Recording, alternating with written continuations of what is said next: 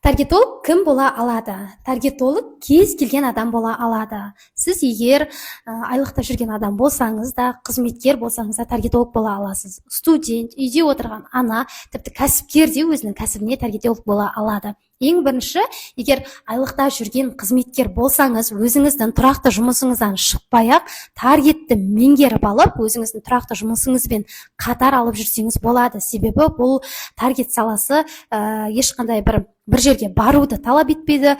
Үйден шықпай-ақ, өзіңіздің жұмысыңызда отырып-ақ таргет жарнамасын қосып, өзіңіздің еңбек ақыңызды ала аласыз. Және кәсіпкер болсаңыз, өзіңіздің кәсібіңізге ешқандай таргетологқа шығындалмай, өзіңіздің кәсібіңізге өзіңіз таргетолог бола аласыз. Және студенттерге